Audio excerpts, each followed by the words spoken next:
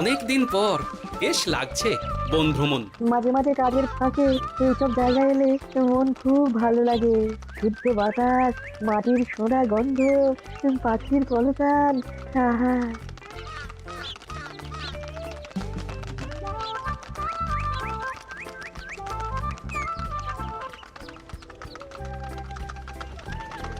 মহারাজের রথ থামছে। আমরা এইখানে বসে আজ রাজকার্য পরিচালনা করব। মন্ত্রী, তুমি ঝটপট এখানে বসার বন্দোবস্ত করে দাও। আমি এক্ষুনি ব্যবস্থা করে দিচ্ছি মহারাজ। এই এখানেই আমাদের বসার জন্য ছাউনি করে দাও। এক্ষুনি করে দিচ্ছি মন্ত্রী মশাই। এরা বসার জায়গাটা করে দিক, ততক্ষণ আমরা একটু হেঁটে আসি।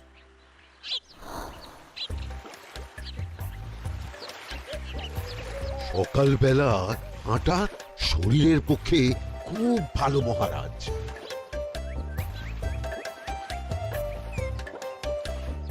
আগেকার দিনে রাজা মহারাজরা এই সব বনে মৃগয়া করতে আসতেন। মৃগয়া একদম ভালো নয় মন্ত্রী। তুমি জঙ্গলে আসছো অন্য প্রাণীদের মারতে। কেন মারবে? ওরা তো তোমার কোনো ক্ষতি করেনি। না, তা করেনি, কিন্তু তখন ওটা রাজা মহারাজাদের খেলা ছিল। শুনেছি আপনার প্রপিতামহ খুব ভালো বাঘ শিকার করতেন, অনেক বাঘ মেরেছেন। মন্ত্রী, তুমি একটা কথা হয়তো জানো না। আমার প্রপিতামহ শিকার করতেন, কিন্তু কোনো স্বাভাবিক জানোয়ারকে নয়, যে বাঘ মানুষ খেকো হয়ে প্রজাদের ক্ষতি করত।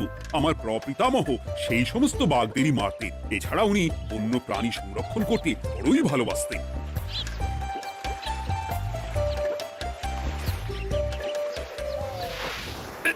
উফ, এটা আবার কি?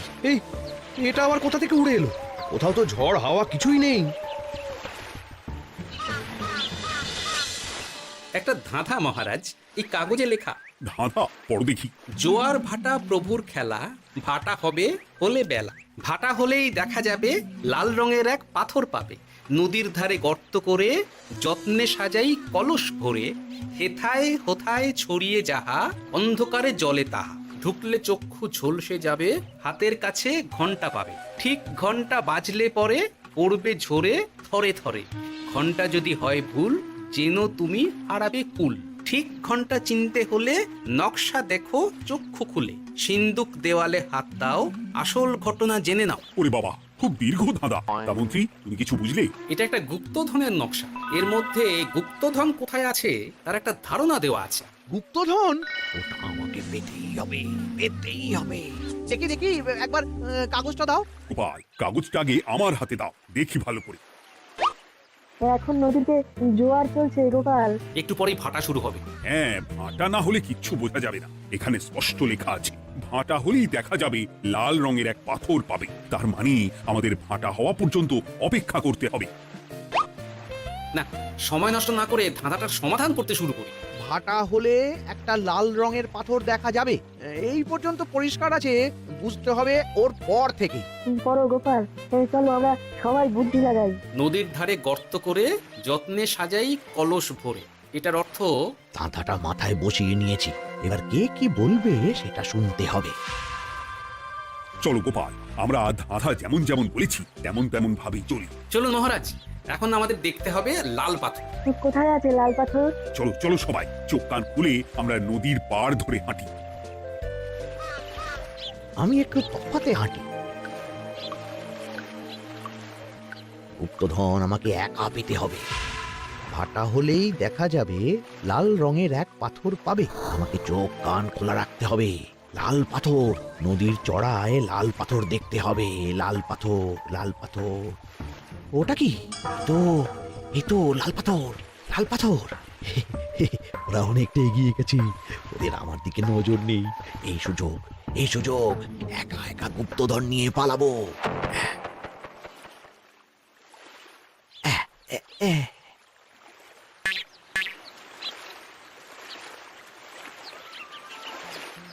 কি গো, আমরা তো হেঁটেই চলেছি, লাল পাথর তো কই দেখতে পাচ্ছি না। আরেকটু হাঁটতে হবে মহারাজ। গুপ্তধন বলে কথা, ওকে আর সহজে ধরা দেয়? সেটা অবশ্য সঠিক কথা। আচ্ছা, আমরা সবাই তো আসছি হেঁটে হেঁটে, মন্ত্রী মশাই গেলেন কোথায়? কি যে ঘটে।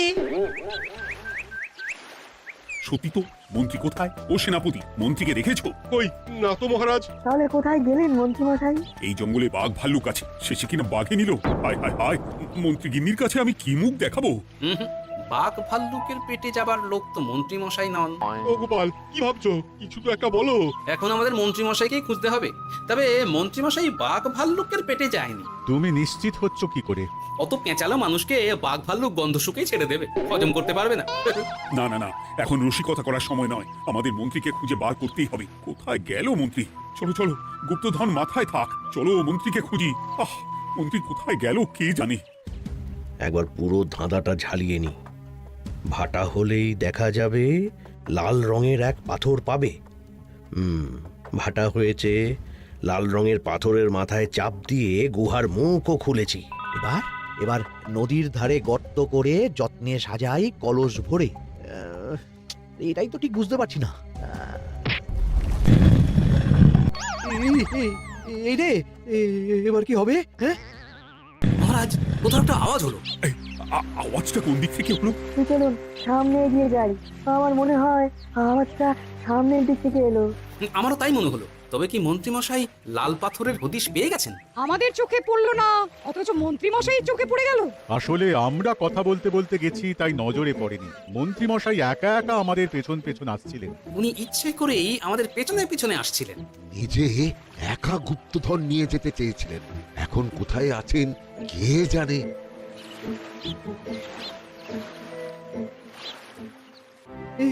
অন্ধকারে কিছু দেখতে পাচ্ছি না তো। ধাঁধাতে কি ছিল? হ্যাঁ, কি ছিল? হেথায় হোথায় ছড়িয়ে যাহা, অন্ধকারে জলে তাহা, ঢুকলে চক্ষু ঝলসে যাবে, হাতের কাছে ঘন্টা পাবে। পেয়েছি পেয়েছি, ঘন্টা ঘন্টা ঘন্টাটা পেতে হবে। ঘন্টাটা ঘন্টাটা ঘন্টা।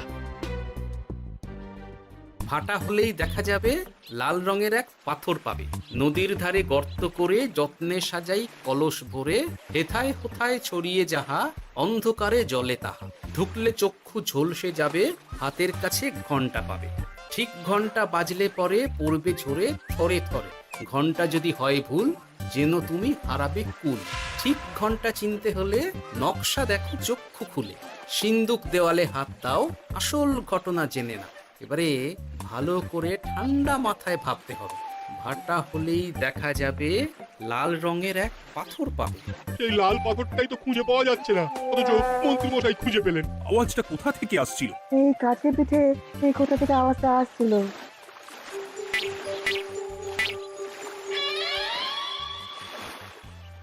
এই তো, এটাই মনে হয় সেই লাল পাথর।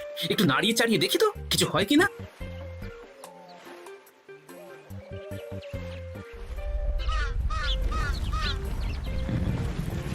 এই তো, কাজ হয়েছে। এই তো সুড়ঙ্গ। আপনারা নিচে নামুন। আপনারা কি দেখছেন সেটা বলবেন মহারাজ। সবাই যদি নেমে যাই, যদি কোনো কারণে সুড়ঙ্গের মুখ বন্ধ হয়ে যায়, তাহলে আর আমরা বাইরে বেরোতে পারবো না মহারাজ। গোপাল ঠিকই বলেছে, আমরা দুজন বাইরে থাকি। মহারাজ, আর একটা কথা, কোনো ঘন্টায় হাত দেবেন না, মনে আছে তো? ঘন্টা যদি হয় ভুল যেন তুমি হারাবে কুল। ওরে বাবা, এই বয়সে আর কুল হারাতে চাই না। ঠিক আছে, তোমার কথাই অক্ষরে অক্ষরে পালন করব। দেখি এই সুড়ঙ্গে মন্ত্রী মশাইকে দেখতে পাই কিনা। চলুন মহারাজ, সুড়ঙ্গে নামি। সবাই সাবধানে নামো।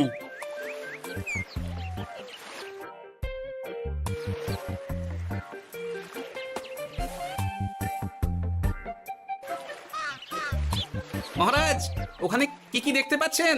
ওখানে কি মন্ত্রী মশাই আছেন? না গোপাল, মন্ত্রীকে এখনো দেখতে পাইনি। শুধু আমি এখানে অজস্র পাথর দেখতে পাচ্ছি। পাথরে পাথরে ছয়লা, ছোট বড় অজস্র। পাথরগুলো বড় অদ্ভুত, কিরকম কিরকম মানুষ মানুষ গড়ন। লম্বা বেটে হরেক রকম। মানুষ মানুষ গরম, সেটা কি রকম? আর কিছু? কোনো কলসি কি দেখতে পাচ্ছেন? বলছি তো দেখতে পাচ্ছি না। মহারাজ, কলসি থাকতেই হবে, কারণ ধাঁধায় লেখা আছে নদীর ধারে যত্ন করে যত্নে সাজাই কলস ভরে। গর্তটা আসলে হলো সুড়ঙ্গ, কিন্তু কলস। মহারাজ মহারাজ, এইদিকে এইদিকে একটা কলসের মতো কি যেন আছে। এইদিকে আসুন, এদিকে এদিকে। হ্যাঁ গোপাল, দেখতে পেয়েছি। এবার আমি যেরকম যেরকম বলবো সেই রকম সেরকমই করবেন। আমি বিজ্ঞানীকে নদী থেকে জল তুলে পাঠিয়ে দিচ্ছি।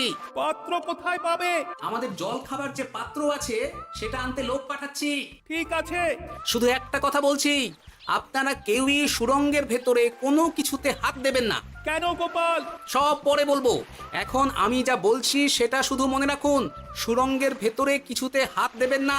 ঠিক আছে। প্রহরী, তুমি যাও, যেখানে আমাদের বসবার আয়োজন করা হয়েছে সেখানে গিয়ে একটা জলের পাত্র নিয়ে নদী থেকে জল ভরে নিয়ে এসো। গোপাল, মন্ত্রীমশাই কোথায় গায়েব হয়ে গেলেন? কোথাও গায়েব হয়ে যাননি বিজ্ঞানী, কোথাও গায়েব হয়ে যাননি উনি। উনি ওই সুড়ঙ্গের ভেতরেই আছেন। কিন্তু কেউ তো ওনাকে দেখতে পাননি। সম্ভবত পাথর হয়ে আছে। এখন কিভাবে পাথর হয়েছেন সেটা তো আমি বলতে পারবো না। সবটাই স্বপ্নের মতো লাগছে। ঠিক যেন স্বপ্নের মতো লাগছে। এই জীবনে সুরঙ্গ দর্শন হয়ে গেল। আমাদের পাতাল প্রবেশ। পাতালে আসিয়া আমি মনে মনে বলি, গুপ্তধন নিয়ে আমরা যেন সৎ পথে চলি। তোমার এখনো কাব্য আসছে সভাকবি? আসছে মানে কাব্যের সাথে আছে রোমাঞ্চ, করছে গা শিরশির, হচ্ছি আমি অধীর। মহারাজ, জল দিয়ে বিজ্ঞানীকে পাঠাচ্ছি। কি করতে হবে বিজ্ঞানীকে সব বলে দিয়েছি। তুমি ভেতরে আসবে না? আসবো ঠিক সময়ে। এখন আমি যেমন যেমন বলবো আপনি ঠিক তেমন তেমন করবেন। ঠিক আছে। বিজ্ঞানী, যেমন যেমন বললাম ঠিক তেমন তেমন ভাবে কলসিকে জল দিয়ে পরিষ্কার করবে। মনে রেখো, ধাঁধায় আছে কলসি সাজাই যতন কর। তুমি একটা কথা মনে রেখো বিজ্ঞানী, কোথাও হাত দিও না কিন্তু। ঠিক আছে গোপাল, তোমার উপস্থিত বুদ্ধির তুলনা নেই। আমি যাচ্ছি গোপাল। সাবধানে সাবধানে। মহারাজ, বিজ্ঞানী যাচ্ছে। সাবধানে নামো, সাবধানে। মহারাজ, কলসিটা কোথায়? ওই তো, একটু সাবধানে যাও। বিজ্ঞানী, কলসির দেখা পেয়েছো? পেয়েছি পেয়েছি পেয়েছি। এবারে কলসিটাকে ভালো করে জল দিয়ে ধুয়ে দাও। কলসির আলোয় সুড়ঙ্গ আলোকিত গোপাল। এরপর কি? ভালো করে দেখুন মহারাজ, কোথাও ঘন্টা দেখতে পাচ্ছেন কিনা। ঘন্টা? একটা তো নয়, সার সার ঘন্টা, অনেকগুলো ঘন্টা। সাবধান, ঘন্টায় হাত দেবেন না, শুধু দেখুন।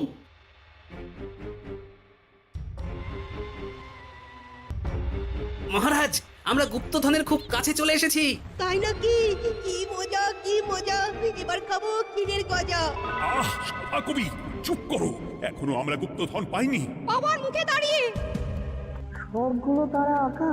বিজ্ঞানী, কোন ঘন্টায় চাঁদের নকশা করা আছে কি? একটু দেখে বলো না। আমি আতস কাজ নিয়েই দেখছি, সব ঘন্টাতেই তারা আঁকা। খবরদার, কোনো ঘন্টাকেই ছোঁবে না। ঠিক আছে, কোনো কিছু না ছুঁয়ে আমি দেখছি। পেয়েছি গোপাল, চাঁদ আঁকার ঘন্টা পেয়েছি। ওই ঘন্টাটা বাজাও, বাজাও।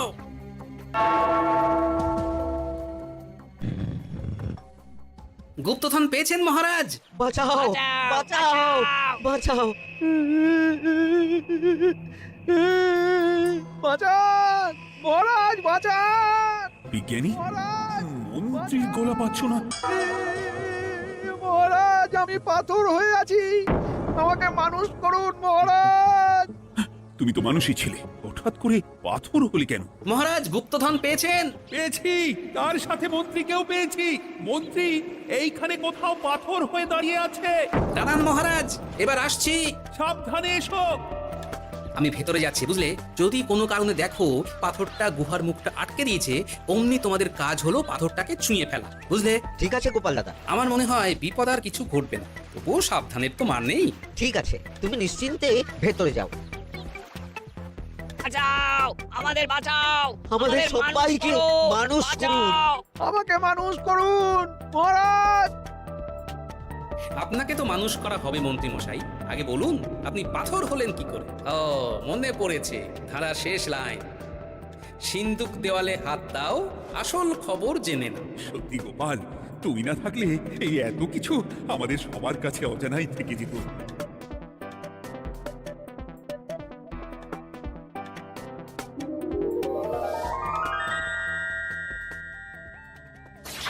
ধন্যবাদ আমাকে মুক্ত করার জন্য। আপনি কে? আমি যক্ষ। আমাকে এই ধন সম্পত্তি পাহারা দেওয়ার জন্য এক ডাকাত দলের সর্দার যক্ষ করে রেখেছিল। আমি 100 বছর ধরে এইখানে যক্ষ হয়ে আছি। আমি তোমার জন্য মুক্ত হলাম গোপাল। এই সম্পত্তি তোমার গোপাল। সম্পত্তি নিয়ে আমি কি করব? আমি এই সব সম্পত্তি মহারাজকে দান করলাম। রাজ্যের অনেক কাজ হবে এতে। তুমি ধন্য গোপাল, তুমি ধন্য। এবার আমার যাবার সময় এসেছে, আমাকে যেতে হবে। যাবার আগে এই পাথরগুলোকে মানুষ করে যান। এরা সব লোভী।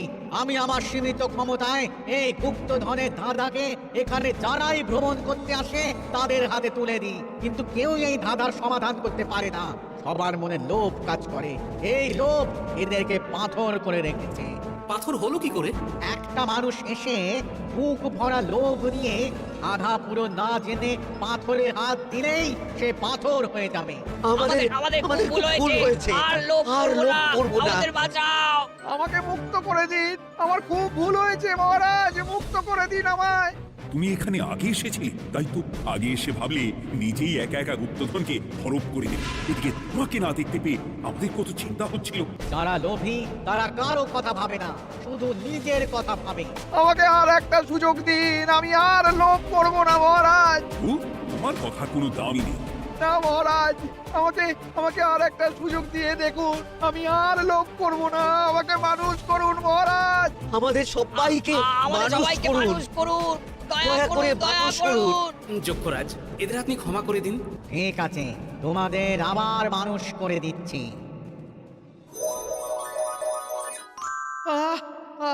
বাঁচলাম। এই রকম বারবার বাঁচা যাবে না কিন্তু। এবার সাপ ব্যাং যাই হবে না কেন ওইভাবেই থাকতে হবে, এই আমি বলে দিলাম। এবার আমার মুক্তি। মুক্তি নেবার আগে আরেকটা প্রশ্ন। যে ডাকাত সর্দার তার সম্পত্তিকে রাখার জন্য আপনাকে যক্ষ বানিয়েছিল, এই সম্পত্তি তো তাদের, আমরা তো নিতে পারি না। লোভ বড় খারাপ গোপাল। অতিরিক্ত লোভ মানুষকে পশু করে দেয়। ওই ডাকাত দল এই সম্পত্তির জন্য সবাই কাটাকাটি করে মরে গেছে, কেউ আর বেঁচে নেই। সুতরাং এই সম্পত্তিতে তোমার অধিকার আছে। এই সম্পত্তি তুমি গ্রহণ করো। নিলাম আমি, কিন্তু এই সম্পত্তি মহারাজকে আমি দান করলাম। ডাকাত দল জনগণের সম্পদকে লুটেই তো সম্পত্তি বানিয়েছে, তাই আমি জনগণের কাজে লাগবার জন্যই এই সম্পত্তি মহারাজকে দিলাম। গোপাল, তোমার জয় হোক। এবার তাহলে আমি যাই। তোমরা সবাই সুখে থেকো আর ভালো থেকো। গোপাল, তোমার তুলনা হয় না। তোমার ঋণ আমি কোনোদিন শোধ করতে পারবো না। তুমি কৃষ্ণনগরের জন্য যা করলে তা ইতিহাসে লেখা থাকবে। না মহারাজ, আমি এমন কিছু করিনি। এই কাজ সবাই করবে। জয় গোপালের জয়। জয় গোপালের জয়। জয় কৃষ্ণনগরের জয়। জয় কৃষ্ণ।